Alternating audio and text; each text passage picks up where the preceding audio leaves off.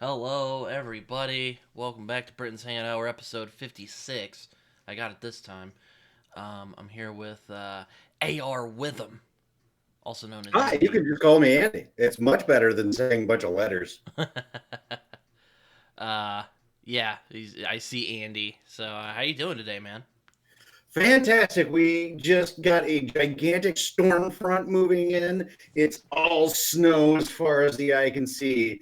Every roof is white. The entire ground is blanketed in pale drifts. It's beautiful. I love it. Um, you've become rather known in the booktube sphere for your book, The Legend of Blackjack, Sure. which I've been meaning to pick up because I'm trying to read more indie books this year. But we'll see. Though while it is a little awkward that I'm talking with you while I haven't read your book, I thought we would have a good time here today. Also, you're friends with my good friend Joe Byrne, who's good people. He's a friend of the channel. Who? Joe I don't know Byrne. that guy at all. Joe Byrne. Oh, JCM. Yes, we're using all of the initials. Yeah, Oh Joe, yeah. Joe and I enjoy each other's company. You had Is really a what it comes down to. you had like a We're discussion with him a couple months ago, wasn't it? I don't. oh, dude, we just did like 3 episodes on Red Rising, right? We just got together one day and said, "Hey, have you read Red Rising? No. Have you read it? No. Okay, great. You want to read it together? Okay." And so we just kind of went beat by beat through the book. It's divided up into 4 parts, and so I think we did 3 videos on 4 parts. But yeah, he's delightful. He's a ton of fun. And he what's great is that he and I do not always agree on everything, and yet it remains civil and fun. So it's actual conversations. Yeah, that's the golden zone, isn't it? Man, I get so tired of people being intractable that their opinion is right.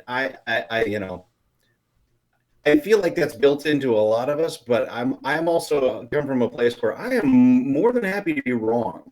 I will listen to what you got to say, right? But sometimes you get the oh well, reading audiobooks isn't reading real books at all, and then like everybody starts fighting with each other. It's just like calm down. Well, that's why I try to say, personally speaking, I Okay, don't prefer to do that. You can do it. I'm not going to. so you're not an audiobook guy at all. No, I've listened to some. Okay, There's some I like, but it's not. I don't know. I like the experience of reading a physical book. me too, and I get why other people like it. I tried. My problem is, unless I am driving for a 12-hour stretch, I just drift off and lose focus. And I realize I haven't heard anything the narrator has said for the last 5 minutes. I don't know where to back up to. And with fantasy stuff and sci fi stuff, I kind of want to see how the things are spelled because there's always goofy names and nouns that don't actually exist in real life. I kind of want to see how they're spelled just to get a feel for it. Yeah, no, I know what you mean. I'm the same way. I get distracted really easily. At least now I get really. I wasn't that way when I was younger, but well, I wasn't a very good student. Well, Okay. so so Okay. I've always been getting distracted pretty easily, but because subject matter wouldn't really interest me. But but with So what's different about the books that you were forced to read in school and you take great joy in books now? So where did that change happen? How did that take place? Well, a lot of it was the books I had to read. I read before I had to read them, so Okay. that was nice. Like, I really actually was looking through it recently. I thought I owned it. Well, the book I'm talking about is The Great Gatsby. Oh my Uh, gosh, I was just about to say great. Okay, great. You read Great Gatsby when you're like second grade or something? no, I read it when I read it around. I was probably in the eighth grade. I was probably like 13, 14, and that was the book where I'm like, you know what? I want to write something like that when I grow up. So, whatever crazy dream I had of being a writer was born in that moment. Because Okay. Well, I'm sorry, but we have to talk about Great Gatsby now. What is the thing that drew you to Gatsby? Is it Fitzgerald's prose, or is it the story itself, or is it the characters and the way that they interact with each other? Combo. well, when I was young, I kind of, it was weird because I was one of those like weird kids who liked to read stuff and, do stuff and whatever. I don't know why I picked up The Great Gatsby, but I think it was because, actually, I do know why. The movie with, that Baz Luhrmann made. Leonardo Um, DiCaprio's Gatsby. yeah. Um, I just watched and that this week. I was intrigued even though I'm not a big Baz Luhrmann fan, though hilarious, which that I can go on a little spiel there Oh, if you can please. indulge me. Um, Ironically enough, I think he is the one director who could do Gatsby well because I've described his films in the past as imagine partying really hard and then waking up the next day and you're just kind of just like what happened. That's a Baz Luhrmann film. And The Great Gatsby is a lot about parties where people just get plastered drunk and like there's one scene in the book where a guy drunk drives into Gatsby's like gate, if I remember right, That and sounds right. he's like he gets out and he still thinks he can drive it, and it's just like, oh man, that's. But I guess the movie really intrigued me, so I picked up the book somewhere and I read it, and I was just I was blown back. It was something else.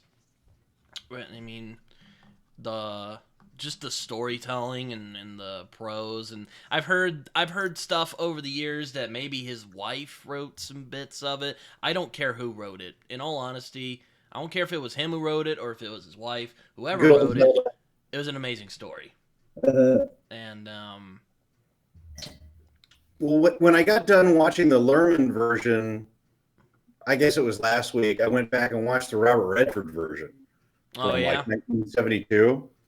And it's really interesting watching the similarities between the two of them and how much they utilize the quotes from the book. I mean, both of them lean into Tom. It's like, okay, Tom, you're Morgan Freeman. We want you to go ahead and just narrate the movie with all of Fitzgerald's great prose. It's like that line, so we beat on boats against the current, borne ceaselessly into the past. Like yeah, that line is in both books because it's one of those lines that's too damn good to skip. yeah, exactly. You're just like, man, it's so good. Um, no, but I read it. I have also seen both the 1970s version. You saw the Redford version? Yeah, I saw it in school because we read it for class, and I was like, "Ooh, I like this book, so this is gonna be great." That's a lot of Um, soft focus lenses, man. and then we watched the Baz Luhrmann one, which I have a weird relationship with that movie. I like parts of it. Like I think Leo is really good as Gatsby. I think that's a really inspired casting. Joel Edgerton as Tom, I thought was really like he's who I imagine when I think of Tom Buchanan because Okay. as Nick says, he's like that guy who um peaks at one part of his life, but then the rest of it is savors an anticlimax. Um, Nice. yeah. I never bought Bruce Dern as the jock type. He just looks like a creepy serial killer. The teeth are too big. Yeah, right. He just looks He's creepy like as a hell. horse. Like he's too freaky. Like no offense to Bruce Dern. I mean, I doubt he's gonna see this, Oh but no, he knows he's freaky looking. I mean, he shot John You Wayne. know. That kind of. I mean, he Yeah. killed John Wayne in the Cowboys. So I mean, he's. But Well, I mean, he Bruce captured Dern that is slime. He captured the sliminess, but I'm like, dude, it's too much because like he doesn't look like he doesn't look like someone who because I've known people like Tom Buchanan, believe it or not, oh yeah. and they don't look like that. But Bruce Dern does look like some guy that would talk about the supremacy of the white race that Yeah, was being like a standard conversation topic. yeah, It's like, yeah. okay, Bruce, back in the corner. You're good. Did you ever watch the Hateful Eight? Of course, dude, I worked for Quentin Tarantino. Oh I've wow, really? seen That's tons of those interesting. movies. Yeah, I've seen all of them. Oh, I was about to say Bruce Dern's in that, and Oh yeah, he also plays a rickety old racist. man. Well, and Once Upon a Time in Hollywood, Oh yeah, He he, plays he the played Mr. Spawn out at the Spawn Ranch, who is essentially bedridden and insane, hmm which is a good role for him. But yeah, no. I'll give you that. He does seem like the type who would rant about the supremacy of the white race. It seems like a racist. Poor guy, if he ever sees this, he's gonna be like, these fucking assholes. He's like, "You're absolutely right. I wanted to be a racist in all of those movies. I'm good at it." Laura Dern. Yeah, he's Laura Dern's dad, so he did something right. Yeah, he's doing all right. So, you know about acting in that family? Here's how to look unlikable. Yeah. Oh my god. But yeah, no.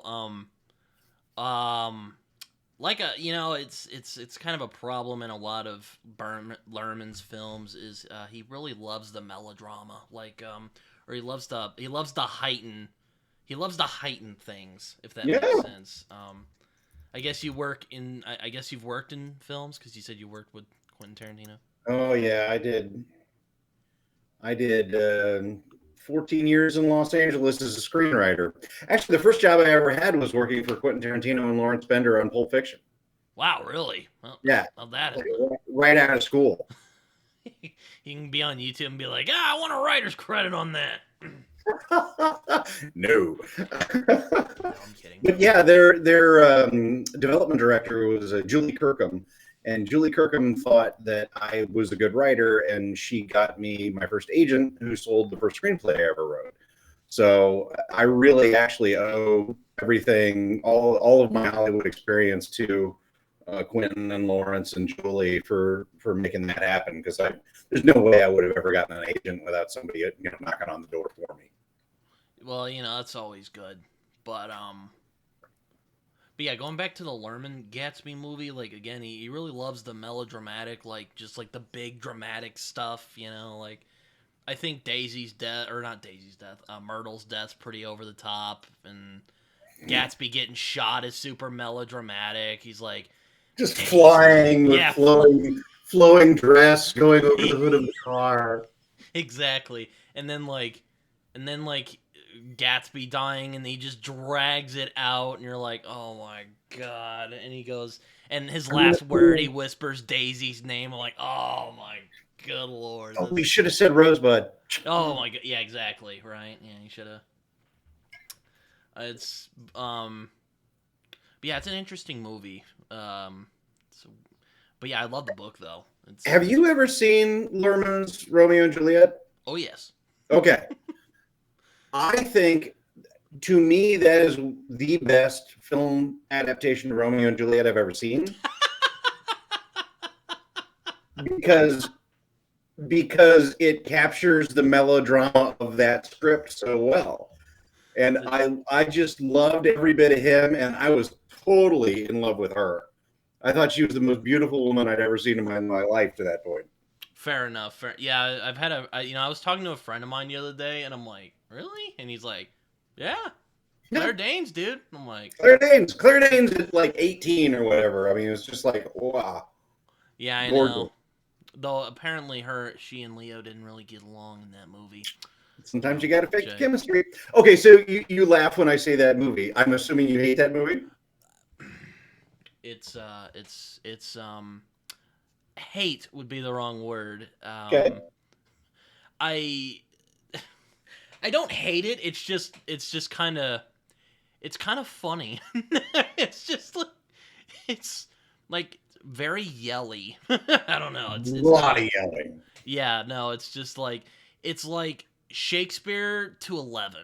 I guess if you want to call it that. Which, I'm kind of like, mega okay, colorful, mega loud. Everything is. You're absolutely right. Everything's turned up to 11, which is part of why I liked it. Fair enough. Fair enough. I mean, I'll put it this way: I don't hate it, but I wouldn't call it one of my favorite Shakespeare adaptations. But I Okay. have fun watching it, though. Well, you think about it as compared John to when it was Leguizamo as Oh, sorry, go ahead. Tybalt is fucking hilarious. I love watching him as Tybalt. Oh, yeah. He just flips his thing off, and he's like, yeah, pulls his guns out. You're like, oh my god, this is great. I was very sad when he died, even though you had it coming. This will work. And But you compare it and to Leo's like shouting at him, like, and they you use compare the. it to the Romeo and Juliet from the 1970s. I have seen that in Let me see if I class. can get what is the it's 1968. Yeah, that's another interesting one because that's like, oh man, it's weird. Like, everyone's in that movie is so like, oh, look how tragic it all is. It's feels like they're trying too hard. Yeah, exactly. A commedia dell'arte kind of posing, and it's just like I don't feel associated with either one of you. I'm like, guys, Shakespeare wrote entertainment. Like, Mhm. have fun with it a little bit. No, It, everything is very serious and very, very like romantic. at least I'll give this to Berman's version of Romeo and Juliet. At least they looked like they were having a blast making that movie. There you go. Because I do think there are satirical elements of Romeo and Juliet that get lost in translation because we can't read Shakespeare quite as well anymore unless you're like I unless you have a really good teacher who's like, hey, this is what he's actually saying, or Spark Notes. I feel like it is a grave disservice to every high schooler in the world to have them read Shakespeare. So It's you're not, so you're among the people who say you should watch Shakespeare because I would agree with yeah, that. it is not meant to be read. It is meant to be watched. Reading Hamlet will make you fall asleep and want to kill yourself so you don't have to go through Act Five. Watching watching it on stage or on a screen adaptation, it is an enjoyable tale of revenge and indecision and love and family that just gets lost on the page. I will say one of my favorite Shakespeare adaptations is the Branagh Hamlet. I really enjoy Oh that a yeah, lot. oh yeah, Um, absolutely. And the Brand on Henry V is yeah, it's fantastic. also good. He does the Band of Brothers speech very well in that Oh movie. yeah, Um, which I enjoy. I mostly enjoy Branagh's takes on Shakespeare. He captures that theatricality very well. yeah, He was a very good Iago, for instance. yeah. Though, of course, I was kind of snickering throughout the movie because Morpheus is Othello, Lawrence Fishburne. Right. Just like you're gonna do red pill, blue pill soon, right? Yeah, Right. exactly. Um, I mean, I haven't seen all the Shakespeare's adaptations, but I've seen a couple. Yeah, I just especially when you're like 16 years old and you're trying to tell people that this is the greatest writer of all time, and you sit them at a desk and tell them to open to Act Five, Scene Two.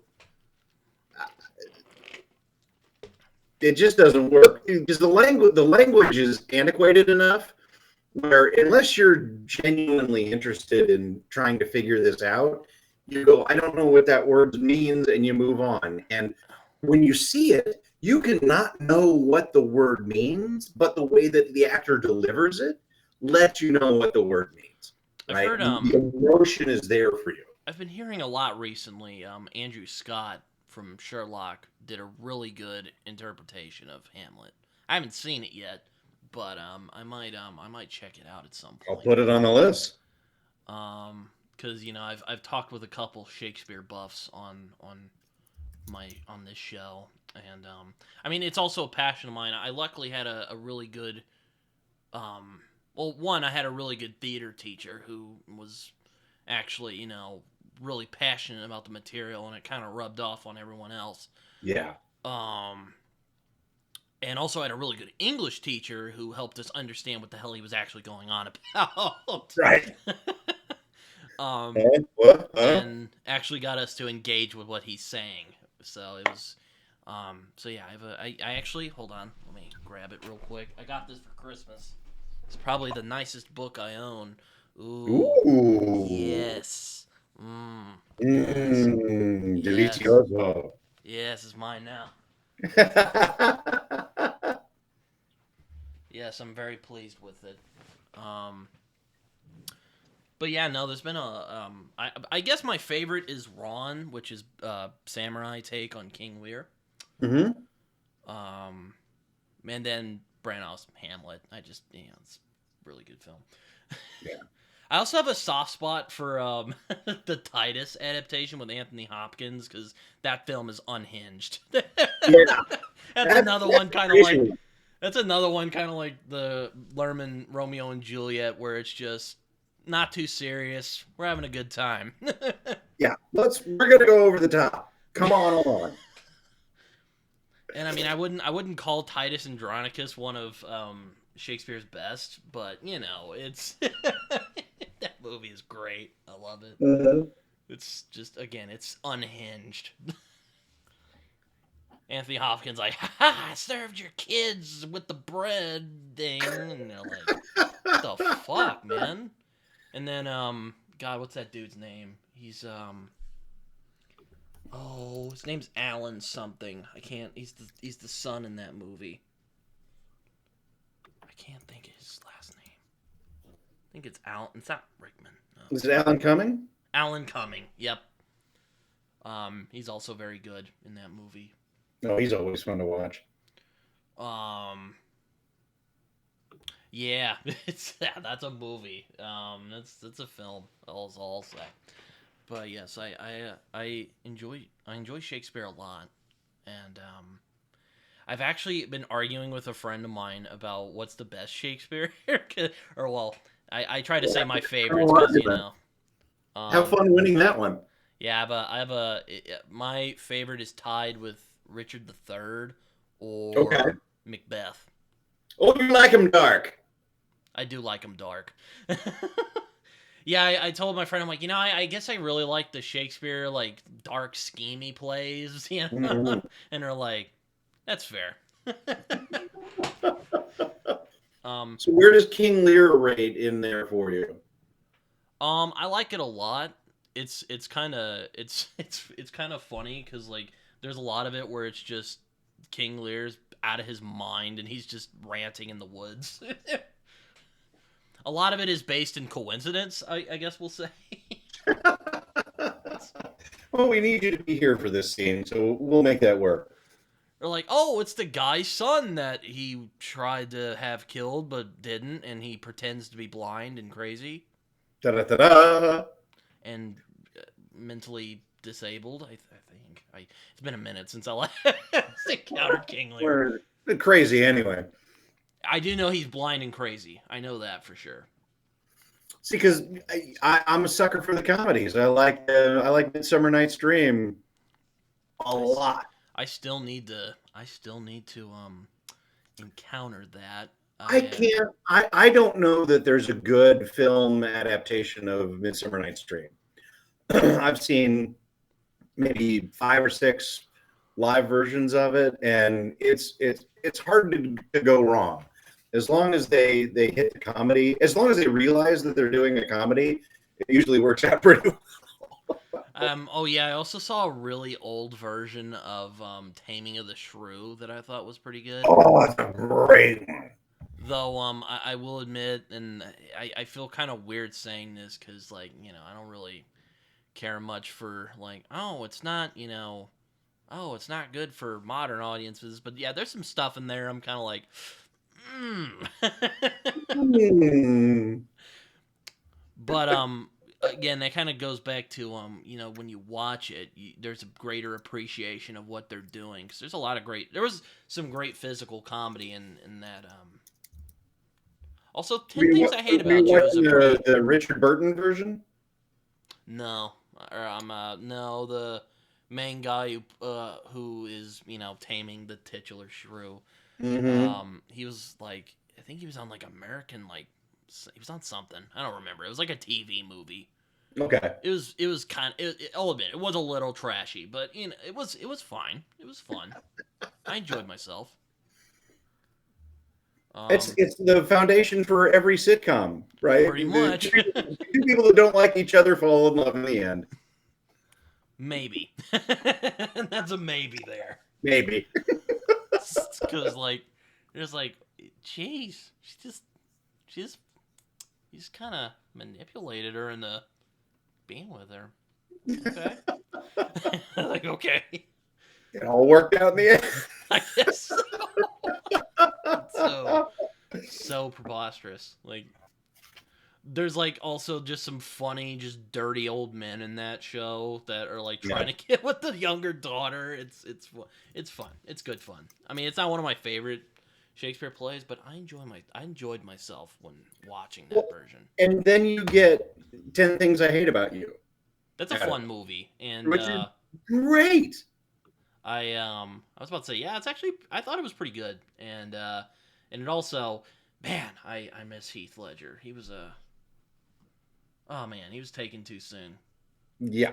Right after, again, it was like right after he did his greatest performance, at least in my opinion, he dies. You're like, dang it. Yeah. I remember when it happened. I was like, what? It was. Oops. Yeah, and then, I mean, I still love The Dark Knight. That's my favorite superhero film of all time. He's so good in that, even though he's not in it for like. Superhero film of all time. Okay, where do you come down on, let's say, Endgame? That's tough. Top 10 at least. Okay. For sure. Top 10. Okay. So not necessarily a Marvel hater. You just. I grew up watching the MCU, my friend. So, would you prefer the MCU to the DC universe, or are they about even? Do you mean cinematically or just like cinematically? Yeah. Oh, I'd say Marvel's head and toes above DC. DC has been having their head up their ass since the beginning, in my opinion, anyway. I know there's some people who #release the Snyder Cut. That's not going to solve anything. My friends who are fans of the Snyder Cut were like, dude, you gotta watch it. And I literally called one of my friends as I was watching the first 2 hours, pretty much yelling at him, what is the point of all this? Like, a lot of it was self-indulgent crap. I'm like, you could have easily made this into a 2-hour film, and because there's some good stuff in there. Like, there's some stuff in there that I didn't hate. I'm not a Zack Snyder fan, but there was some stuff in there I'm like, you know what? This is okay. There are pieces. So I want to switch out of movies real quick. What are you reading? What have you read this year that you've really enjoyed? I did read. Let me just. I'm actually reading Sinlin of Sins right now. I'm digging. Oh, good. Okay. I'm digging that so far, but again, dude, it's like reading Jonathan Swift. It's like everything has 3 different meanings to it. You got to figure it out as you go. February, like it happened last year, it's happening this year. February is a freaking whirlwind month, man. I'm telling you. Well, when you're a 22, about to be 23-year-old college student, you're just like, right. It's crazy. Go. Yeah, exactly. You don't need sleep. Sleep is for the weak. Exactly. Just keep going. Yeah, but I have to sleep though. So that's I like my sleep. What can I say? Let me just pull out some books here. Oh, he's got them all right there. Look at this. Yeah, I know. I have a mess back there. I really enjoyed My Dark Vanessa by Kate Elizabeth Russell. Okay, what'd you enjoy about it? It's a really raw and very sad take on a really difficult subject matter. I thought it was really well done for what it was. I really hope that I don't have to wait too long for another book from this author, because she's very good. I also read Knock 'em Stiff by Donald Ray Pollock. I have a friend named Jason who is absolutely in love with that book, and he was telling me to go read it. And I've been wanting to try Donald Ray Pollock for a long time, and I finally did, and it was pretty good. I liked it. You'd be A shocked cast that of I was that. recurring a cast of recurring characters who are woebegone, baffled, raised on abuse, alcohol, drugs, and cigarettes. They're stunted in every way.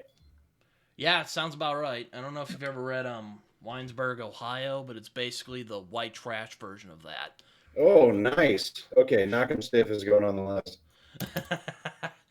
that. um, oh, what else have I read? I read Kagan the Damned, which is a fantasy novel Yeah. by Jonathan Marbury. My friend John from Talking Story was telling me about it, and I'm like, ooh, that sounds fun.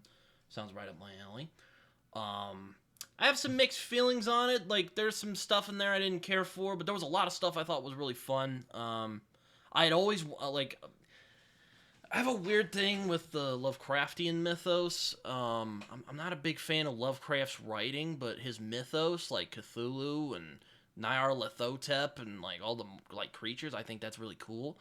And Right. I'd always wanted to see that in a fantasy setting. Well, Kagan the Damned is that book where they have all that stuff in the fantasy setting. Ooh. So I'm like, all right, I'm in, and it was fun. It was good fun. It's very much old school sword and sorcery story.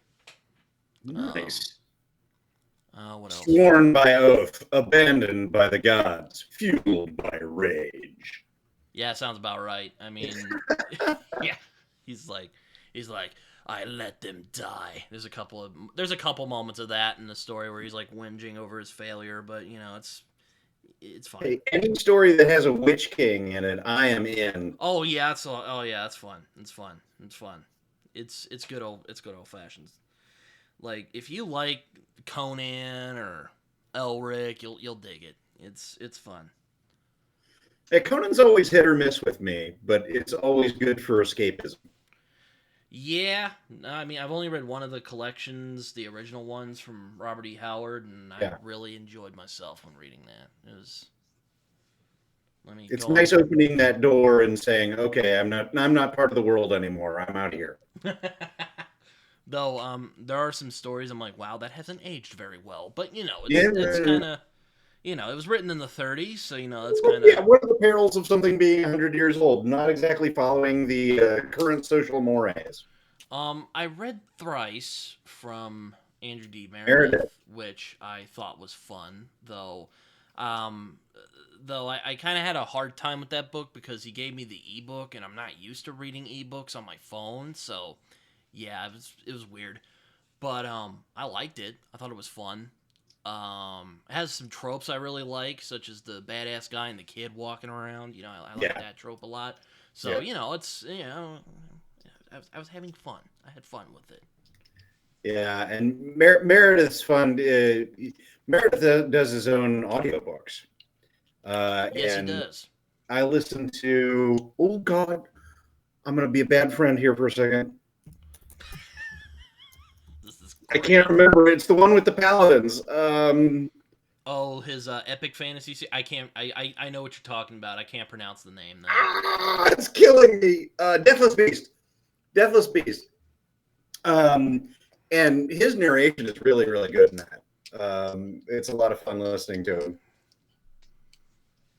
And Um, he goes really in depth into kind of the world of the paladins, the rules of the paladins, and what the order is supposed to do. And then he's smart enough to pervert it and have these kind of religious fanatics that are doing the wrong thing for the right reasons or the way they interpret the text, which does a nice parallel on actual religion and social structures that I really enjoyed.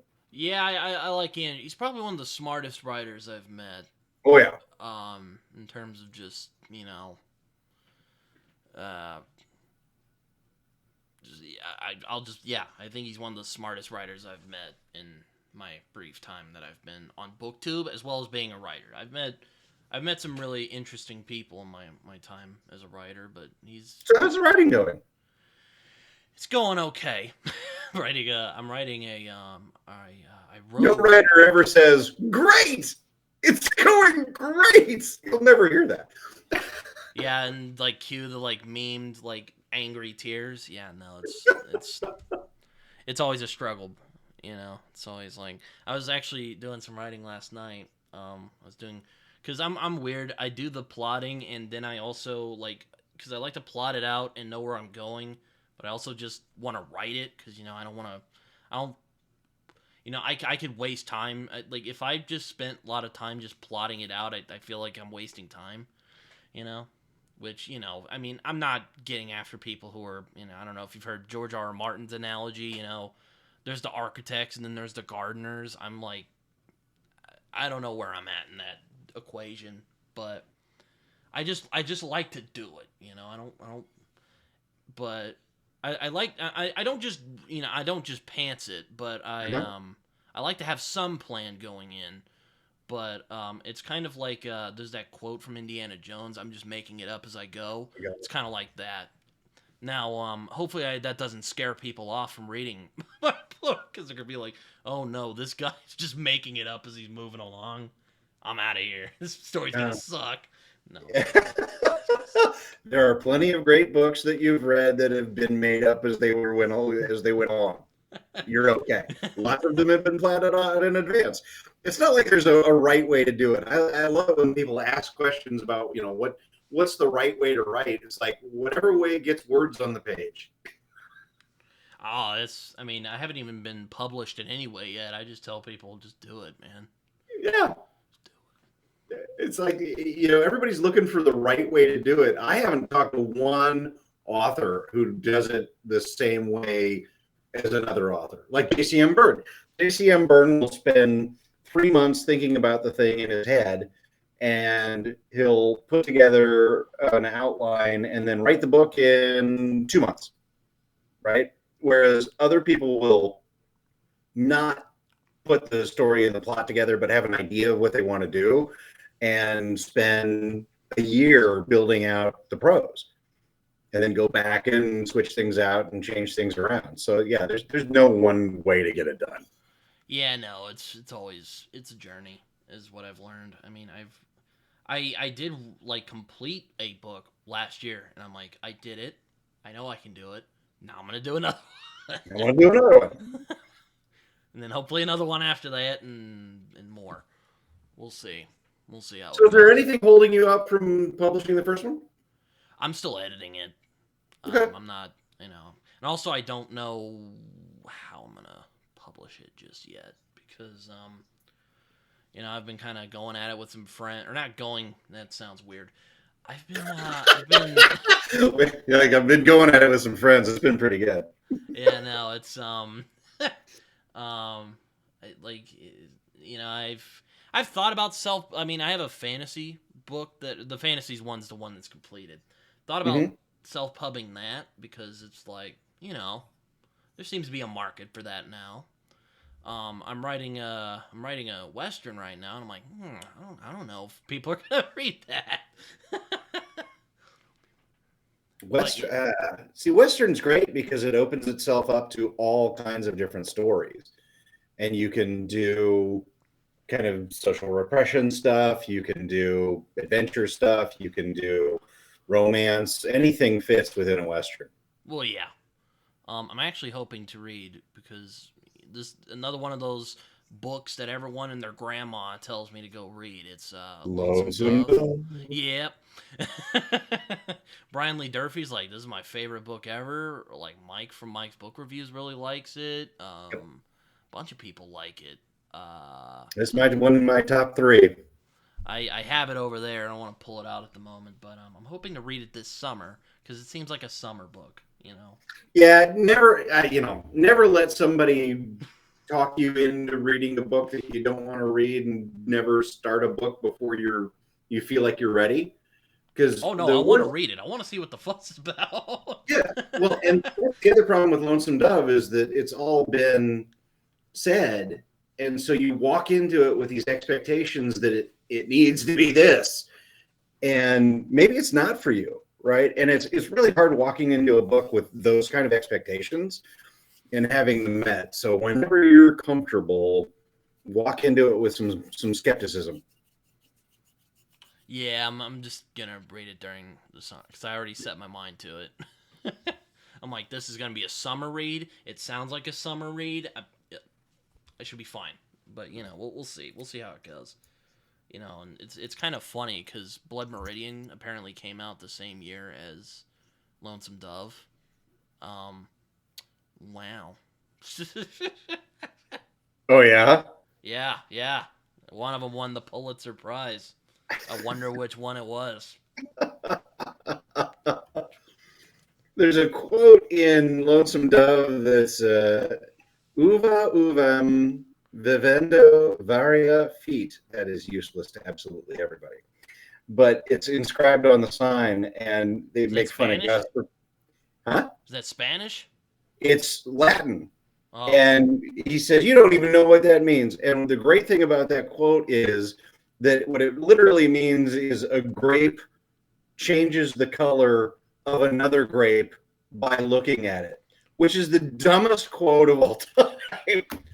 But you realize that during the course of the book, that phrase is literally what the entire book is about, because it's everyone is affected by the people around them, and they are changed by the people that they choose to associate with, the people that they choose to disassociate with, and it all maps out the course of their lives. So I just love that this dumb little Latin phrase that's included as a throwaway joke really is kind of the central pillar of the book. I'll have to. Well, whenever I read Lonesome Dove, I'll let you know when I'm like, hey, I found it, or something like It's in there. Part 1, Cattle Creek Cattle Company. Though, funnily enough, my friend Amanda, she lives out in Texas. She's very proud of the fact that Larry McMurtry, in fact, when he wrote Lonesome Dove, he was inspired by a church in her hometown called Lonesome Dove, and Ooh. yeah, she's very pleased about that. And and I was joking with her the other day. I'm like, how come you guys always get the great books? Texas, get out of here. What has Oklahoma got? The Outsiders. Grapes of Wrath hates on Oklahoma. Well, I'm kidding. I am absolutely convinced that Oklahoma is the New Jersey of the South. What do you mean by that? I'm curious. I mean, it's got this big neighbor that everybody knows, and so everybody who's from New York makes fun of New Jersey. Oklahoma is exactly the same thing. They've got this big neighbor that everyone knows, and everyone in Texas makes fun of Oklahoma. Yeah, that sounds about right. I'm hoping when I get my career off the ground, I can be like the Stephen King of Oklahoma. Yeah. Bring something other than fracking to Oklahoma. Oh my God, yeah, that would be great. Hey, we've fracked the earth so much, we've got earthquakes now. Yeah, I know. I actually felt an earthquake the other day. It was last week. It was, oh man, I was like, what? Yeah, it was. Just the rape of the natural world. It's fine. Don't worry. Go back to sleep. Yeah, I'm a night owl. I tend to write at night, so I wasn't writing at that time. I was just kind of hanging out, and then it just started. I was like, the hell was that? I mean, you're from California. I'm sure that was. I mean, you lived in California for a while, so. Yeah, 14 years. The thing is, in California, you get used to anything below a 5 is like pointless, right? If it's under 5 on the Richter scale, it's like whatever. It's a little one. And then every once in a while, you are in a building, and it's like a giant picked up the building and is just shaking it to see what's inside. You kind of went out of focus there for a minute. Yeah, you realize how small you are. I was in one, the Sony Columbia TriStar movie lot. I was at a building that was right across the street from there in a meeting, and we were on 7th, 8th, 9th floor, and the building is on rollers to prevent it from being affected by the quake. So all of a sudden we're looking out the window, and all of a sudden the skyline just starts doing this. Oh no. And everybody in the room is like, Oh no! It's the Earth.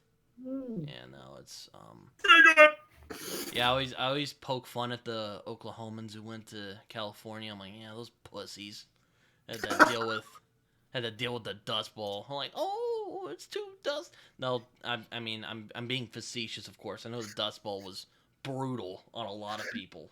what a bunch of weenies. Exactly. And don't get me wrong, I do like Steinbeck a lot, though. Grapes of Wrath isn't one of my favorites of his. Yeah, my wife agrees with you on that. That said, I do love Of Mice and Men. Like that story is great. I also like East of Eden a lot. I had a debate with a friend of mine. We go at it a lot about books. But yeah, no, it's an epic book. It's not the most fast-paced thing in the world, but if you like family sagas, as I so happen to do, you might dig it. It's good stuff. Or unless you've already read it, then you already know how great it is. Yeah. Mice and Men is way up there for me. And the other thing about Mice and Men is the exact same thing as Lion, the Witch, and the Wardrobe. Both of those books are 30,000 words. I was about Right? to say There it's very no thin fat and on the bone. compact. Yeah. There is no fat in either one of those stories. Nope. And they're so resonant and they play so well and they've lasted so long. And it just goes to show that you don't need 250,000 words to do something that's epic. Yeah, or punch to the heart of Mice and Men is anyway. Like Right. it's Shakespearean, my friend, as they like Oh, to say. you're rabbits, Lenny. It's like just look at the rabbit. Yeah, it's. I really also enjoy the movie adaptation they did with Sinise. So I love how they did the ending in that, and Yeah. like it's very quick and it happens, and he's just sitting there like, well, shit, and that's the end. Well, of the that's movie. the end of that, I guess. Well, not that, but you can just see like he's just devastated, and you're just like, man, he's too. Thanks a lot, Candy. It was sad. It's sad. Like, yeah, that story freaking destroyed me when I was younger. Damn. Well, I feel like Of Mice and Men is another one of those stories that would be more beloved by modern audiences if they weren't told over and over and again how great it was. If you could just walk into that sucker and discover it for yourself, I without that added pressure of, oh, gee, it's so good and you got to read it, I feel like he turns the screw on you enough times where if you're not looking for it, it'll come up and sneak and just bite you right in the ass. Exactly.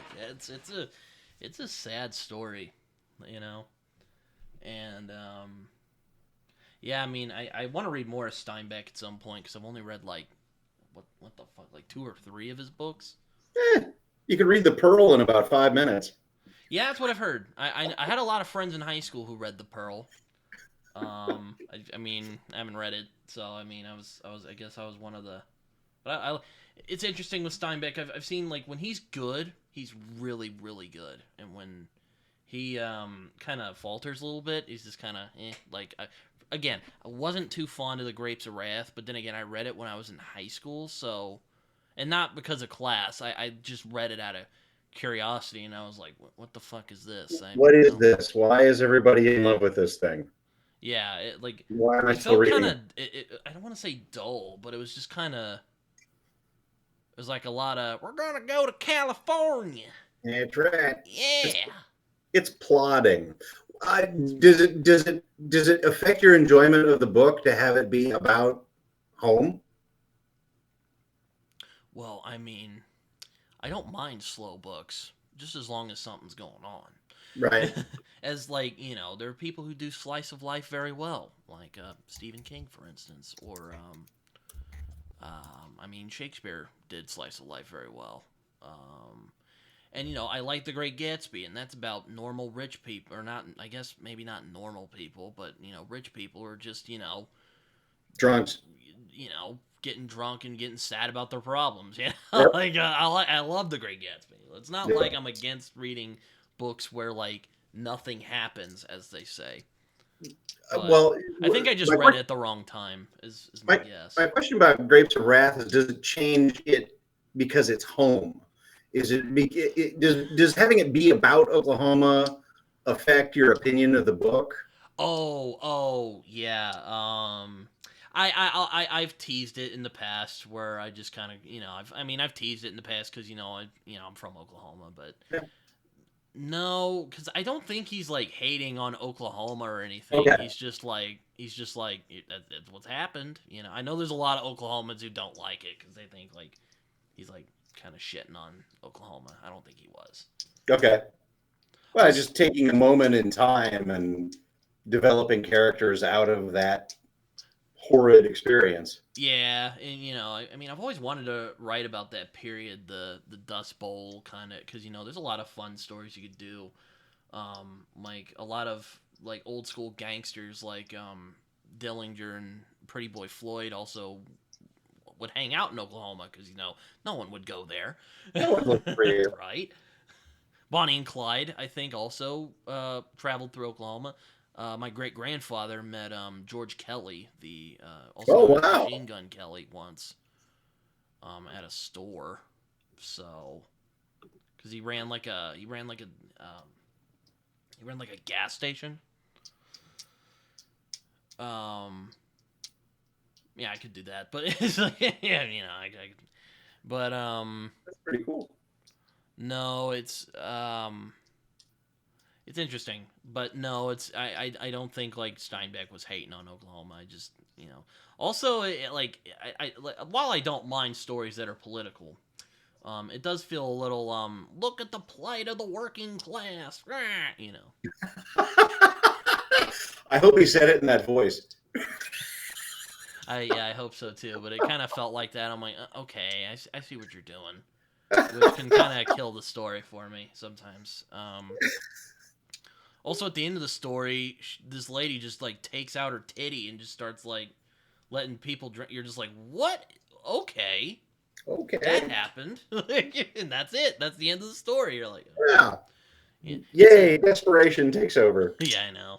It's Then I read East of Eden, and that I saw the movie first because I liked James Dean, and well, I'm like, oh, that's fun. And I read the book, and I'm like, wow, this is really, really interesting. But it's maybe more Steinbeck is due in the future. Ugh. But I read a lot of I was a precocious kid. I read a lot of classics for some reason. Now, did I like them all? No. Like for instance, I don't like The Scarlet Letter. Does anybody like the Scarlet Letter? Poor Hawthorne. Like everyone's hating on him now. Like it's popular to hate him now. Those short stories are actually pretty good. If you've read any of his short, like Young Goodman Brown or The Minister's Black Veil or The Birthmark, like those are actually pretty good. Like if you read really out there too, like you're just like, what? Where was this in your books? Okay, But I might need to give those a shot because the Scarlet Letter, the voyage of though, Hester Prynne was not for me. though I have an interest in Puritans. I just couldn't deal with the really biblical, sounds like he's trying too hard to be Shakespeare language. I'm like, can't do this. Nope.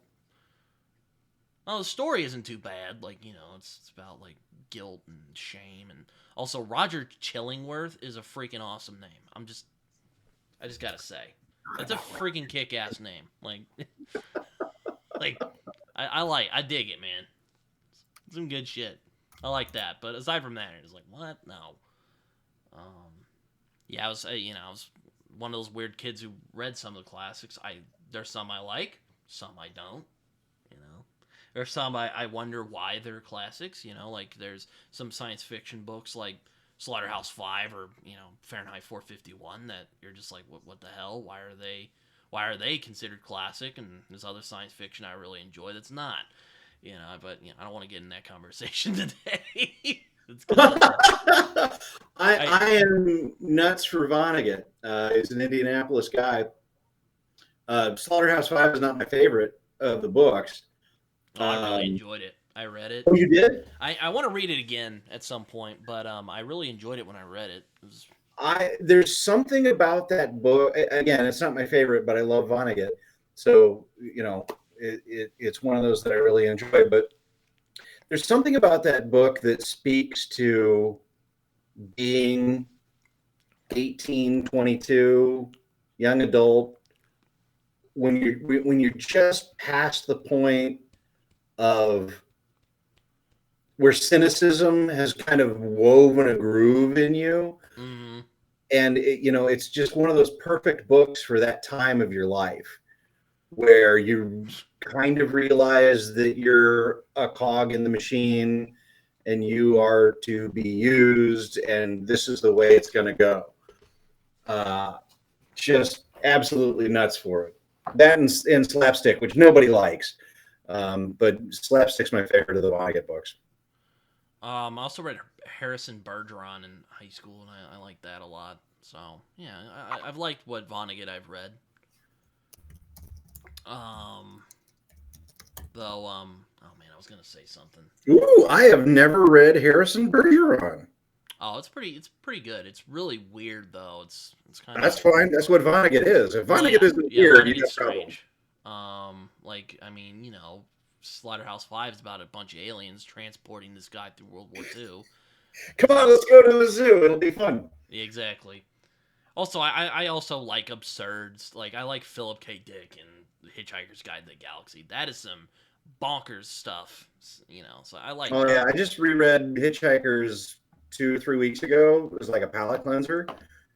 Just the problem is that with Hitchhikers is it's never as funny as the first time that you read it. When it was just insane. And every joke was just like bam, bam, bam, bam, bam. And I feel like it's impossible to make a movie adaptation of that works because unless you get Edgar Wright to do it. I think if Edgar Wright would do it, I think that could be fun. But maybe I did see the movie and I thought it was fun. Now Alan Rickman is Marvin the Android. I love that. I thought that was just I loved it. But aside from that, I'm like, this is fine. This is fun. It's okay.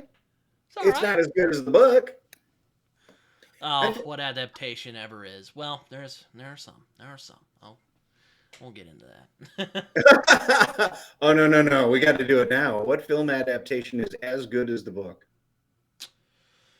There's a couple. Shawshank. There's my man. Green Mile. Okay. A Clockwork Orange, which is my favorite film of all time. So, a lot of people have given me dirty looks for saying that's my favorite film of all time. What? Clockwork Orange. Oh, dark. Yeah. And hilarious. Most of Kubrick's films I think are good. His Lolita adaptation, I just covered Lolita on my channel. His adaptation is interesting. He really gets the satirical elements of that story that a lot of people miss because it's like, oh, it's about a pedophile. But, it's like, it's a really hilarious book sometimes. Pedophile. God, I feel dirty for even just saying that. Right? It's the magic of literature. The 90s, or most of Kubrick's stuff I like. Let's see. It's interesting. Apocalypse Now. I love Heart of Darkness, and I really love how Apocalypse Now basically is like, okay, we're gonna just take these themes and just put it in Vietnam, and it worked perfectly. I thought, anyway. You know what? I'm buying what you're selling. I across the board, I feel like you're hitting it on the head here. Shawshank in particular, because up until that point in time, nobody had done a good Stephen King movie. The Shining worked, but they went away from the book. I was about to say, I often think of The Shining movie and book as two completely different entities. Yeah, it's like, okay, we're gonna use elements of the book, but we're gonna make something else. Which of course pissed Stephen King off. It takes Stephen King off, but that's okay because the movie is great, the book is great. They're just two different things. But every other Stephen King adaptation to that point had been kind of, and the brilliance of Stephen King is in the narration and in the prose. Also, Stephen King also made a movie called Maximum Overdrive, which Oh is yeah, there's a winner. insane. There's a winner. Emilio Estevez at his finest. The But Green Goblin but tried. the genius of King is in the prose, Yeah. and just saying, "Hey, you know what? We're just gonna let Morgan Freeman read the book," was one of the best decisions that ever got made, because it's all there already on the page, and you just let Red tell the story. Beautiful. Oh That was the yeah. only movie I ever walked out of the theater, bought a ticket, and walked back in. Wow, that's also when the Infinity Saga of the MCU, when the MCU was at like the top, like when it was in its prime. Now I won't pretend all of those movies are masterpieces, but Winter Soldier, Endgame, Infinity War. I mean, I even really like Shang-Chi. The Spider-Man movies I thought were really good. I like Shang-Chi better than I thought I would. Yeah, exactly. I'm like, man, this film's great. Like, I saw the And trailer and I'm like, oh yeah, it's probably gonna be fun. It has a lot of great action choreography. I was not expecting what we got. I'm like, wow, that's well, great. and Aquafina was there to pick it up when the moments had some gaps, and that level, her I'm level of also comedy brought a whole light to the I'm thing. also really glad they stayed friends Yeah, because we don't need a romantic relationship. It's okay. I'm just like, thank you. This movie Yeah, is just like that's what soul like. I was like, please don't get together. Please don't get together. I mean, it wouldn't kill the film for me. It was a great movie, nonetheless. But I'm like, if it would have been a romance, I would have been like, oh no. no, But no, they no, no, no. didn't. I was like, yes, it's so See, yeah. a man and a woman can be friends. Sorry, how when Harry met Sally, but it actually does kind of work out sometimes. No, but uh, other adaptations that are good. It's very like also I liked Annihilation. It's interesting with Annihilation. I actually saw the film first and then I read the Okay. book. Though again, it's kind of like The Shining. They're very different entities. Hmm. So yeah. The only other one I'd add to that list is One Flew Over the Cuckoo's Nest. Oh damn it! That's a great film. I was. Well, and the book is wonderful. But the, Damn the it! the movie captured the emotion of it so well that it's just One of my favorite Nicholson performances. I mean, everyone talks about The Shining and Batman '89, both great movies. But my favorite of his movies is probably One Flew Over the Cuckoo's Nest yeah, because my God, it showed he couldn't. It showed that he wasn't just a guy who played crazy people. yeah. Though in that movie, which I guess is kind of funny that I say that, but Well, that's the perfect movie to not play a crazy guy. um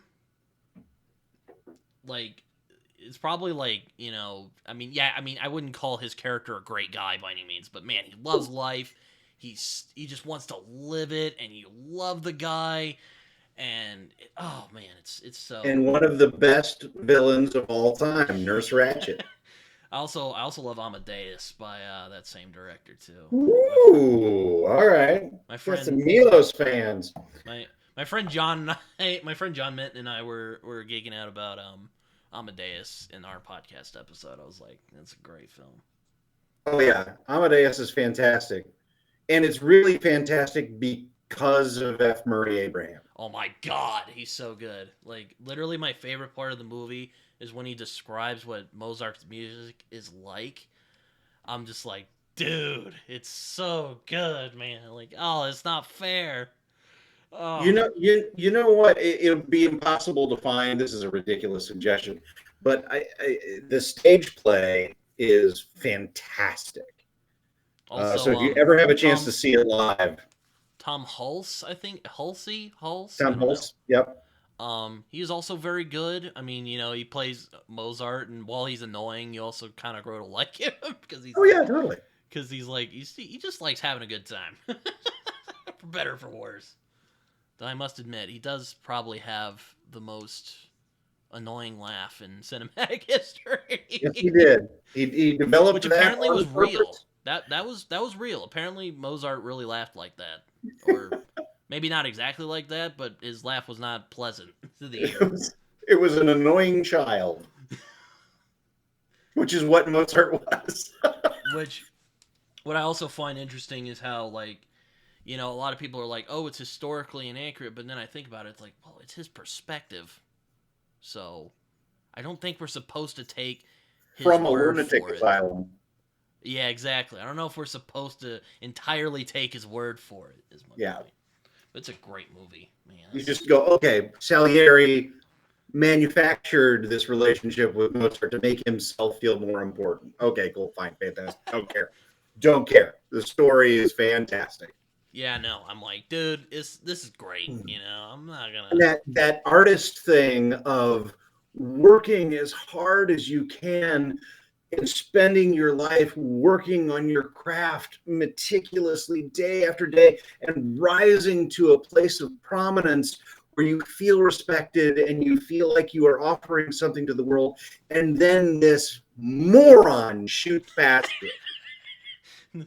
This dancing monkey shows up and and it seems so natural to him, and you're just That emotion is so beautiful to play with. Yeah, I know. It's also something I've struggled with because I've met writers who are way smarter than I am, and maybe they're not quite as annoying as Mozart, but I'm like, God, like if they're that good, like I should just stop. But Oh, we'll see. I completely disagree with that. One, because every writer has an audience. The trick is finding it. And two, it's not like the best books are the ones that become popular, That's right? true. Yeah. Is the Hunger Games the best book, or is whatever the vampire one, Twilight? Are those the best books that were written that year? No, but they had elements that hit the right audience at the right time and build up to a critical mass where everybody had to read them. Maybe like deep down, I'm also just like an arrogant Salieri type who's just like, yeah, I want to be special. Yeah. Why will no one love me the way I deserve to be loved? Exactly. I don't know. Talk to your mother. I'm surprised the priest in that movie wasn't just like, this guy's just crazy. Like, I'm leaving. There's only so much I can do with this material. This guy's, but I gotta hear him out. So because House of God and all that. But his performance is so good. You're like, man, I can't leave. No. Yeah, you're right. That moment that he's describing the music and he just does the little finger thing and plucks the note out of the air. You're so enraptured with what he's saying at that moment, you can't look away. Yeah, I mean, again, I know a lot of people I know there's some people out there who think that they think that voiceover narration is kind of lazy, which I can see where they're coming from. But there's an art to it when it's done well. Like, Amadeus is great. Let's check back with Shawshank Redemption. Yeah, Shawshank Redemption, yeah. Yeah, exactly. He reads the entire movie. You're fine with it. You're like, yes. I love it. Oh, yeah, No Country for Old Men. I love that. I love the book. Love the movie. Though, okay, so did you read the book first or did you watch the movie first? I watched the film first. Okay. And it's the only movie that I got to the end of, and when they cut to black, I yelled no. Very upsetting for the people around me who might have enjoyed the movie up to that point. Yeah, I have a friend who I remember he said I saw it in the movie theater, and then some lady was like, that sucked, and then he was just like, and he was trying to process. I hate that. Like, I like going to the movies with my dad, and he'll just be like, well, that was, or he'll tell me what he thought, and I'm just like, well, he's like, so what'd you think of it? I'm like, well, I'm still thinking about it. I need to process it. I need to process it for a moment. Well, except for when the last Star Wars movie came out, I came out of that. I'm like, this is bullshit.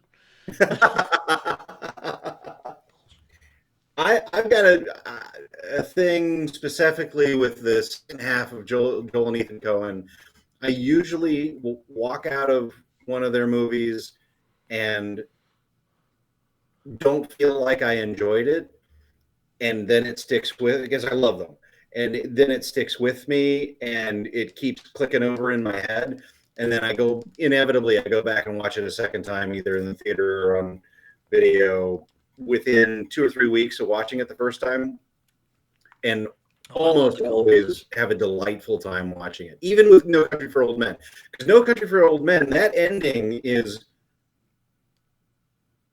the most unsatisfying thing ever put on screen.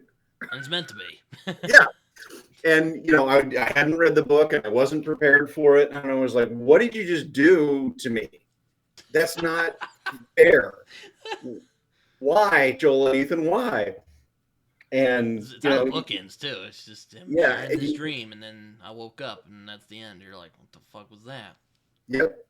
And then you spin on it for a while, and you realize, okay, this is what they're doing. This is what they're doing. I didn't like it in the moment, and then you go back and watch, and you're like, oh, brilliant. And I own all of the Coen Brothers stuff. Yes, I enjoy. Well, Kubrick's my favorite director, but the Coens, very close second. They used to be my favorite directors, but I'm like, Kubrick, can't. There's no justification for me anyway of why he isn't number one, in my opinion. For Kubrick being number one, how do you feel? How do you feel about Eyes Wide Shut?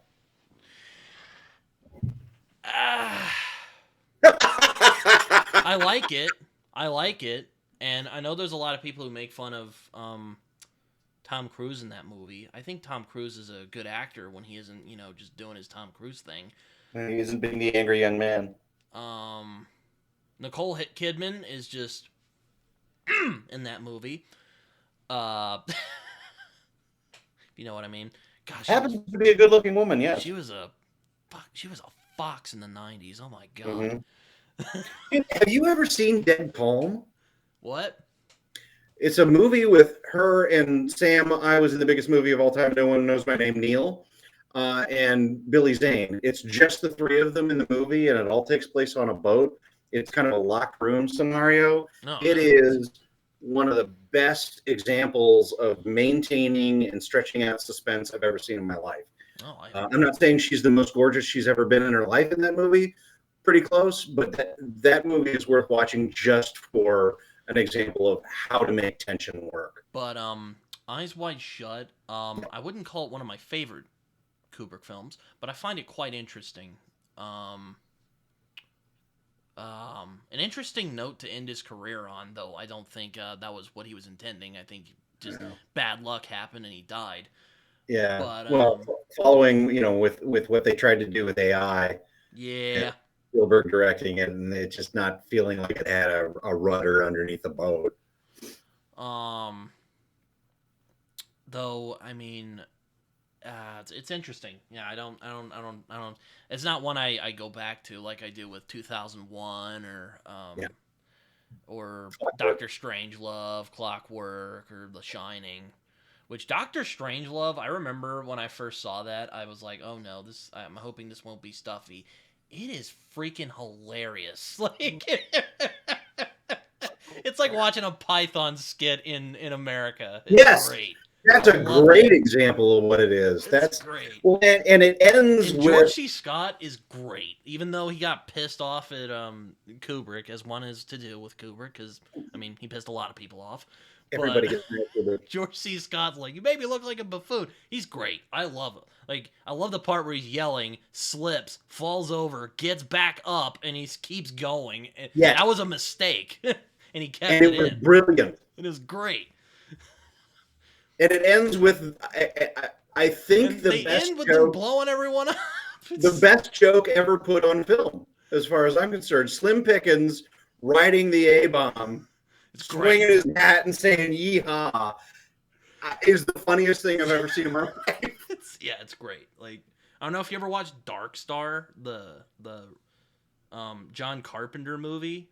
It's not really good, but it's there's some good bits in there. Like the end of the movie is a reference to Doctor Strangelove, except the dude's surfing on a rocket.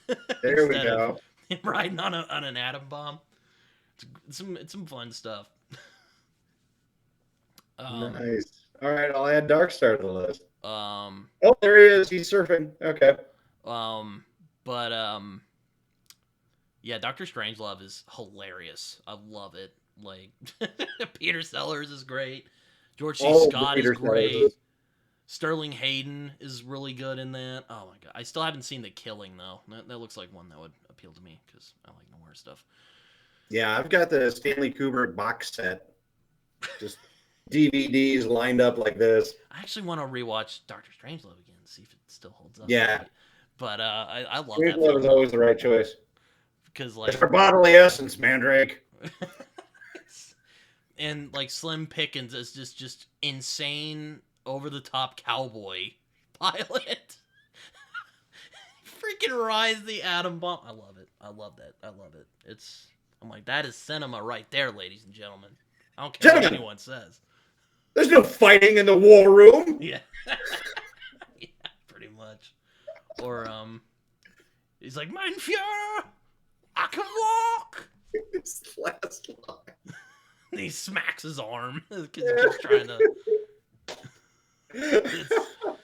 Oh, God, that film's insane. What's like Oh yeah, The Road is another great adaptation of a McCarthy material. I really like that one. The score of that film is great. Is that Viggo Mortensen? Viggo Mortensen, yeah, he's in it. Okay. I love Viggo Mortensen a lot. Yeah. Now Lord of the Rings he's great in, but I find I actually didn't know him first from Lord of the Rings. I knew him from The Road and some other indie films he was in. He's also in this movie called Captain Fantastic, which I thought was great. I liked him in History of Violence. Oh yeah, that's a good one too. Yeah. The most painful sex scene ever put on film. Oh God. Barebacked against wooden stairs. Ow.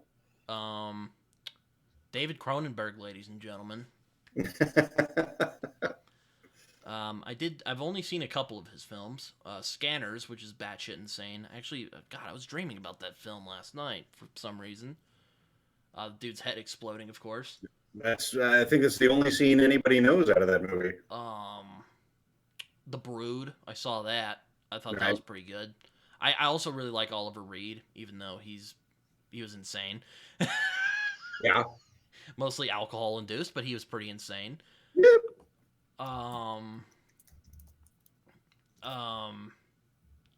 Did you ever see Oliver with him in it?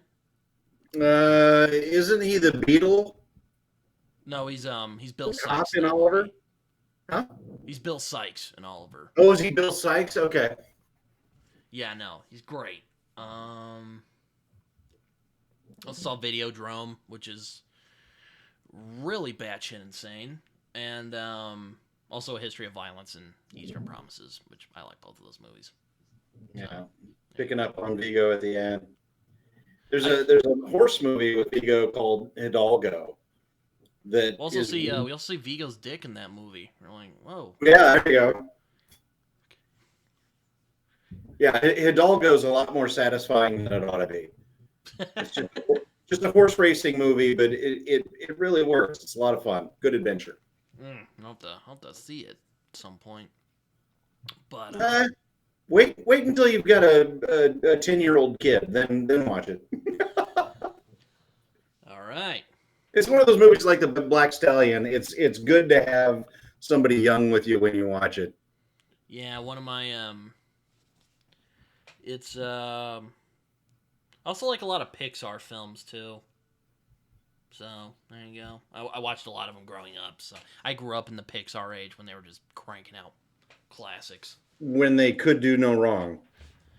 Yeah, they're still pretty good. Yeah, I mean, Soul was really good. But they suffer from the Marvel thing, right? It's what The Tempest. We'll come back to Shakespeare. It's The Tempest where Prospero realizes that he's kind of at the end of his career and breaks his magic staff and surrenders his power. I feel like Marvel and Pixar both had a moment where they kind of did that, where they had been so brilliant for so long and really could do no wrong, and at some point the staff breaks. Mm-hmm. I feel like the best thing that could have happened to the MCU was after Endgame was over to do nothing for 5 years. Yeah, definitely. Yeah, I agree. And That's also, that's there's not a just that's not a profit making move. A studio would never do that, but I think it would have been the best thing for them. yeah. I mean, well, at least they're not like the DC EU, which is just a dumpster fire. But I don't even know what they're trying to. The thing with Warner Brothers is like the IBM of the movie world, and all their DC stuff has been choked out by the suits and ties for so long, and it goes through so many layers of approval to get anything done that they don't get anything done. And then the MCU took off, and they said, "Oh well, let's do that." And it's like you didn't earn getting there, right? The MCU had 4 movies that mostly worked before we got to Avengers, and you just decided to jump in with both feet yeah, exactly. after Man of Steel, which was okay. And I'm not even the biggest Superman fan, but like, I really did not like Superman's portrayal in that movie. no, I, I'll Why is say he the same such thing an I always angsty say, which sourpuss? is sourpuss, and Superman is not an outsider. Stop casting him as an outsider, this mopey Superman who feels like he needs to be away from everybody. No, He's not everybody Doctor wants to Manhattan, man. be Superman.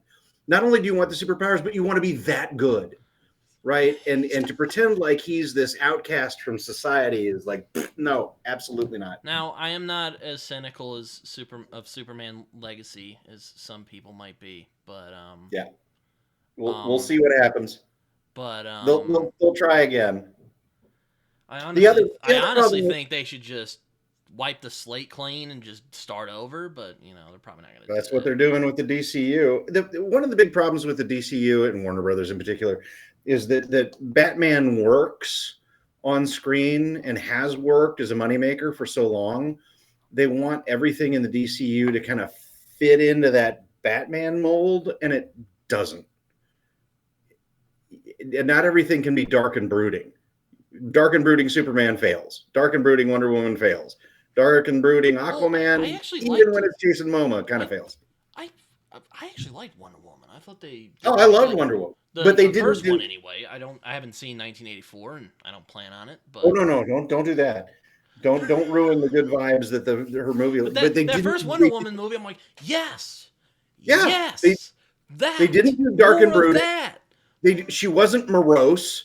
She wasn't, some symbol of anything. She was just this woman that you wanted to follow along on this adventure with and have a great time. Worked perfectly. And Aquaman, that was just cheesy fun. So I'm like, okay. Yeah, Aquaman was one of the most forgettable movies I've ever seen. I think I don't remember it. But yeah, I mean, to be honest, I already got my DC universe, and that was in the animated stuff. So Yeah. that's all I need. Are you And like a Batman the animated series fan? oh yeah, it's my favorite animated show of all time. Yep. It's I actually have it right over there. I don't want to pull it out though. Um, Well, one of the brilliant things about that was it was animating the entire show on black. So instead of Also, they starting with a just white captured. paper or a clear paper, they started with a black background and drew on that. Well, also, um, I love that they captured everything about Batman.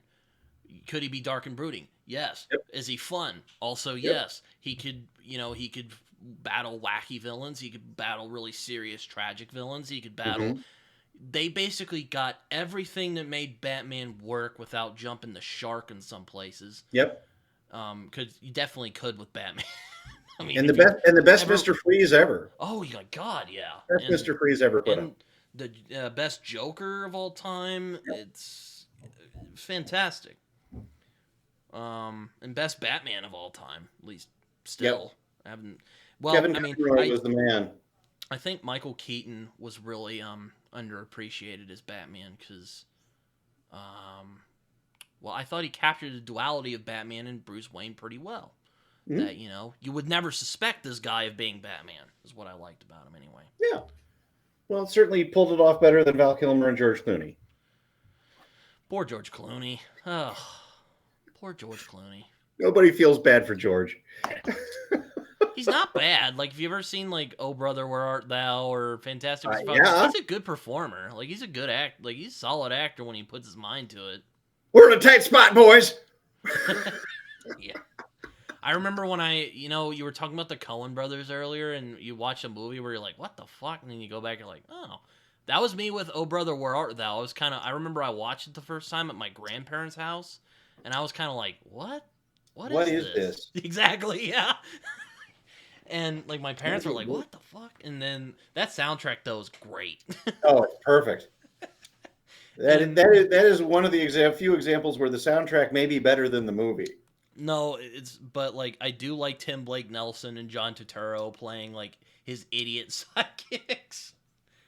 Well, yeah, one of the great things that you can't pull off in a book that the Coen brothers do constantly in film is have idiots speak like college professors, right? They use these big, long $30 words constantly that nobody would ever pull up. And they do it with, like, Nick Cage in Raising Arizona. They do it with all the boys they just, these were the salad days. They start into this thesis level speaking that just doesn't fit with a dumb country accent, and it just works for comedy constantly.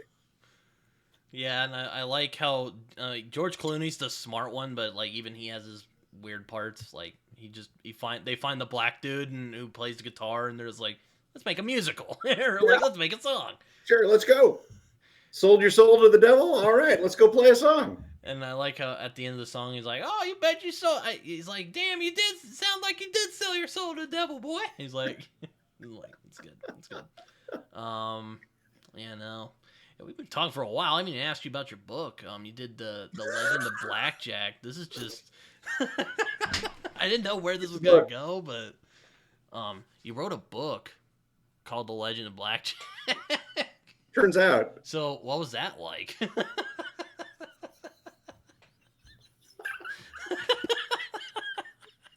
I'm sorry. This is the best segue ever. Oh yeah, that was great. Yeah, basically, people, if you like adventure, it's I like the idea. It's probably the right book. My friend Colin covered it, and I really liked how he pitched it because I'm like, oh, that sounds fun. Like, there's this kid who goes to this magical world, and he uses basically 101 physics to help people out with their weirdness. Scientific solutions in a magical world is really what it comes down to.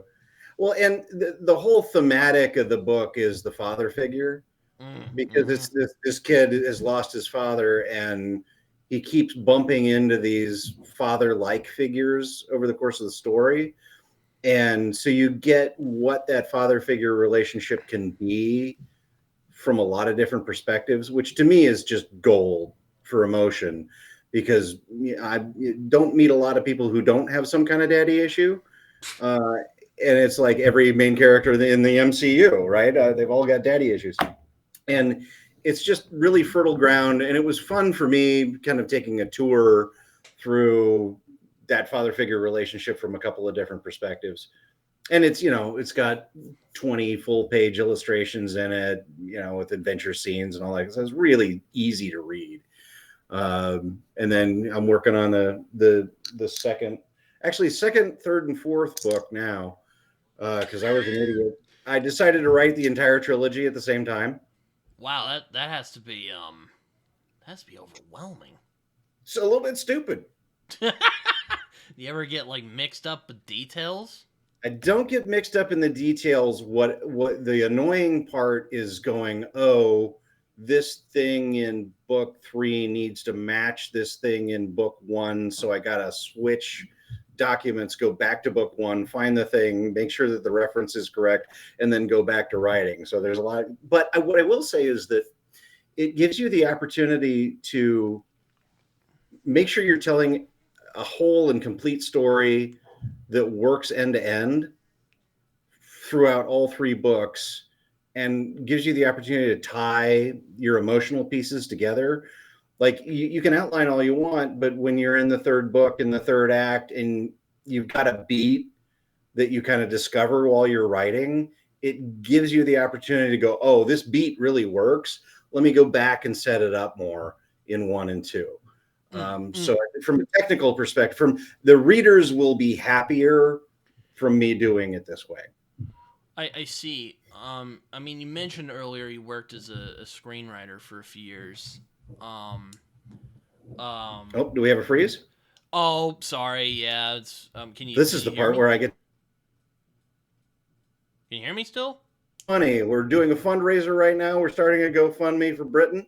We're going to be doing streaming internet service for him with 10G and make sure that he has a 300 plus Mbps rate so that he can stream and continue to bring you the kind of entertainment that you've become used to. Yeah. The internet's been kind of weird on my end for the last week or so. But I was saying you oh Back in, back on? ah Nope, yeah, falling off. there we go. Yeah, That's rough. it's gonna be might be a little fucky here for a minute, as they say. Um, Just take your streaming level down to 200 so DPI. You'll be fine. so you worked as a screenwriter, you said, for more Nope. than a decade. Ooh, you are cutting out hard. All right, talk for a little bit. Okay. So I'm like, all right. You worked as a screenwriter Ooh. for 14 years, is what I said. Well, sorry, folks. 2 weeks in a row here we got this going on. Can you hear me now? I can hear you now. Do I sound good? You sound good. Okay. I'm like, oh no, it's getting fucky again. What I'm trying to say here is that you worked as a screenwriter for 14 years. Mm-hmm. Did that inspire you when you were writing this book?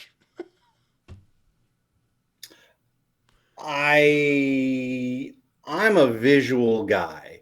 I like visual storytelling, and I think that film do is you do great. that in a novel? Like, how do you do that in a novel? Yeah, you Elucidate really me. can. You can focus on scenic, thematic, colorful, descriptive elements that work. So my goal is for you to see it in your head. Now, you're not going to see it the same way that I'm seeing it, but my goal is to start getting that picture going in your head so you can start feeling that wheel turning and going, okay, I'm following along with where this is going. And I love emotional investment. I love being inside somebody's head Mm-hmm. and experiencing the emotions along with them. So there's a lot of that in the storytelling as well. Have you ever read The First Law? Oh yeah, I'm nuts for The First Law. I was about to say, Joe Abercrombie does that very well. At least I think he does. Oh, it's another cutout. Oh, I was just saying that I think I'll that talk about Joe Abercrombie. Joe Abercrombie does a fantastic job of putting you inside a character's head. Logan, ooh, he may be way behind. you mentioned Logan Nine Fingers, and then you kind of cut off there for a minute. Yeah, I'm sorry, Britton. You're cutting out hard. I wonder what it looks like on his end. That's all right. All right, you can That's hear all me right. fine again. I can hear you fine again. We'll see how long it lasts. So you were saying about Logan Nine Fingers? Oh, just being inside Logan Ninefinger's head, Abercrombie does it so well that you feel like you are a barbarian of the North, and you're just kind of walking with him stride for stride, and everything he feels, you feel. And one of the great things about that book is that there are at least two S tier characters in that book, three or four if you want to be generous or have a different opinion than me. When you've got that going, there's nothing you can do wrong. That the second book is virtually pointless, but the entire story is absolutely fantastic to walk along with because you're so invested in the characters and what they're going through and what they're imagining and what they're feeling. It's just ripe material. It's wonderful. Yeah, I would agree with that. Um, yeah, Glockta and Logan Nine Fingers. I like those characters a lot. Giselle's okay. I can handle him, but Well, that's one of the great things about Jezzel that you realize in the end is that he's exactly who the author wants him to be. yeah, it's I get it's a little twisted because like I started feeling sorry for Giselle right at the moment when stuff started really going bad for her. It's Yep. like, It's like, damn you, ooh, Joe. this is not working for it. And then, it keeps getting quote unquote worse and worse as it goes. And you at the end, you're like, oh, this sucks. I don't know if Not you to ever give saw away the. anything I about don't know if you ever saw the Jackass film, the original one. It's a a it's a million years ago. it's a masterpiece of stupidity. Yeah. There's this scene where they force one of the guys to drink a yellow snow cone, and then after that they kick him in the nuts. That's kind of how I view Giselle's end. It's kind of like Yeah. he has to drink the piss, and then he gets kicked in the nuts for good measure. Yeah. This is how it's going to go for you. Enjoy. It's Although I will say, if it hadn't been for the second book, I wouldn't have felt bad for him. Yeah, the first one. Well, it's interesting. My journey with Giselle was interesting. I actually didn't hate him as much as I thought I would in the first book. I just kind of thought he was a shallow moron who just didn't Yeah, know any better, that's which what he is. and that's pretty much what he is. And then the second book, I'm like, okay, maybe he can clean up his act. I liked him Yeah, and Logan together. there's some growth going on here. He's And learning. and then the He's third becoming a book, better man. happened. And you're like, oh, Never mind. Baez. Well, and that's one of the great things about Abercrombie. Like, honestly, that second book should be a disaster, right? That is the worst plot I've ever read in my life. But it's a tribute to his writing style and the strength of his characters that you are absolutely in for it and It's an ready to jump odyssey, in the third really. book by the time it's over. I mean, it's an odyssey, is what it Oh yeah. is. Oh yeah. Yeah, I mean, it's a trek through the unknown, as they That's may right. go. that We're sounds gonna have a real. quest. That sounds really pretentious. I apologize, but But not ending it the way that a quest is supposed to end yeah, is a stroke of brilliance. is like oh yeah, the Gandalf character, he's actually Saruman. My Yeah, bad. you're good. There you go. And he's fighting against Islam, or well, not Islam, so we don't get attacked or threatened or get a fatwa at some point, Salman Rushdie style. Yeah. Um, please don't kill us, but that's beside the point. I dig the First Law a lot, and then I read Best Served Cold because they announced that as a movie, and I'm like, damn it, now I gotta read it. So I read Mm-hmm. it. Liked it, but I felt it was kind of treading water there for a minute, and then I was like, all right, I'll take a break after that, and I did. I was like, this is fine.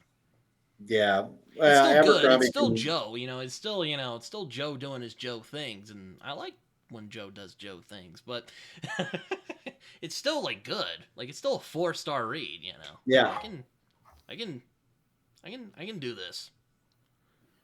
Still a lot of fun to walk along with him. I mean, I thought Morveer was a great character. The poisoner. Oh yeah. Boy, it's been a hot second since I read that one too. But yeah, First Law is. I mean, when you mentioned that, I just thought of First Law because like everyone's like, oh my gosh, the characters, and it's true by the way. It's not just it's not just hype. Yeah, no, it's not the plot, boys and girls. This is not why people are reading First Law. It's like some shit. Like shit goes down. No, I've heard the Age of Madness is better plotted, but I haven't read that yet, and I'm kind of like I said, I'm waiting, and I'm okay with that. Well, JCM Byrne and I were just talking about this the other day about sub characters that really work. And in Red Rising, it was a character named Severo, and in First Law, it's a character named Dogman. Right? He's just one of these tertiary characters that is kind of filling a function, and little by little, you start to love the guy as much as you love any of the other characters in the book. And I just think that's a tribute to his strength as a writer. Yeah, Dogman I think is one of the nicer characters of the story. So there you go. Somebody with an actual moral compass. Yeah, you see, it's not all bad. There's still nice people. They're probably not going to be treated very well, but they exist. No. And I mean, I tend to be picky with grimdark because, like, I mean, while I like darker material, as you've probably gathered from our discussion, I mean, my favorite film is A Clockwork Orange. Let's be clear.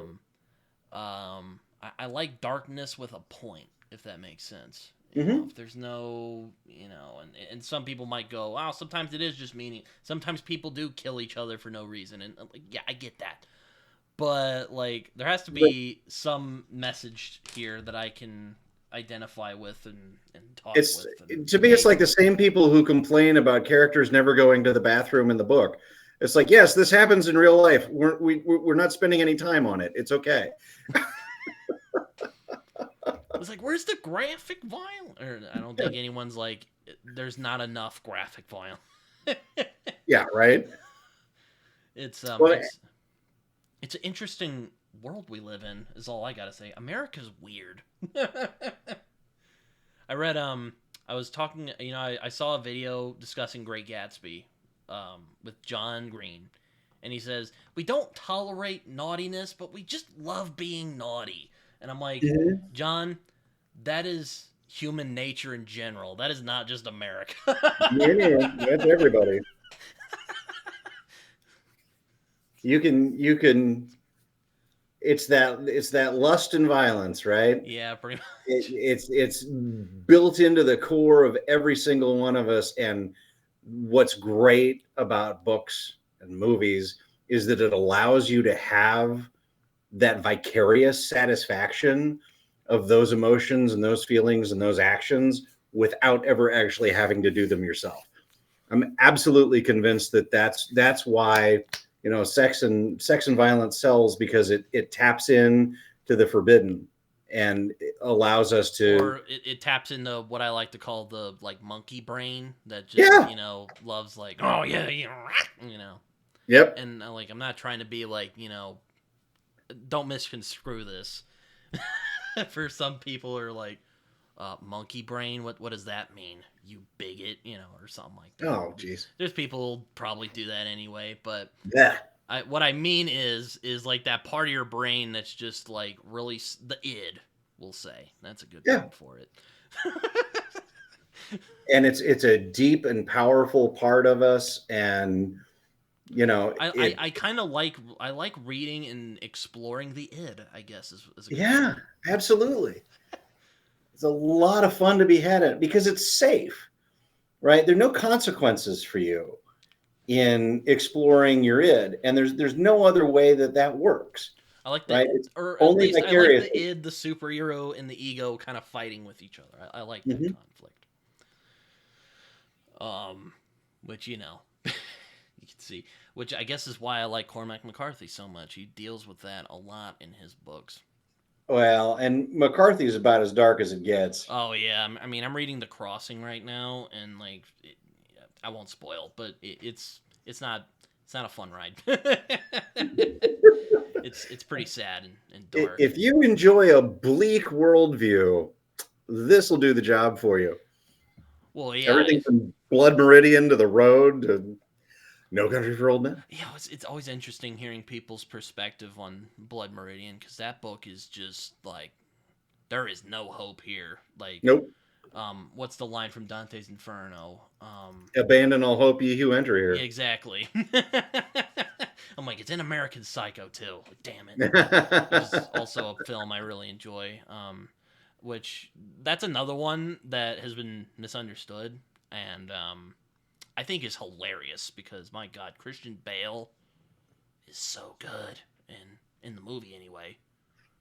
I liked the movie more than I liked the book, and I think the movie worked well because you saw more of the comedic elements. Because in the book, like, it might not be as apparent at first because you know the written word can be misconstrued. It can be it can be I mean, Friedrich Nietzsche's sister, who was basically a proto-Nazi, took advantage of him when he was basically a vegetable and rewrote his work to make it appeal to Nazis. That's why the Nazis basically were like, "Ooh, this is nice," like. But same thing, it's but with American Psycho, like the satire is more apparent, I guess. You're like, okay, yeah, this is fine. Well, and it's also hilarious, like when he's ranting to Jared Leto about Huey Lewis in the news, and then he murders him. Yeah. Like, hold on. I really like the sound of the second now. And that's one of the things is that everybody thinks that they have a sense of humor, and they don't. And not only that, but there are a whole bunch of different styles of humor. And sometimes when you're reading a book, you don't tap into the fact that this is supposed to be funny. And you spend, part of it going, why? This is just weird.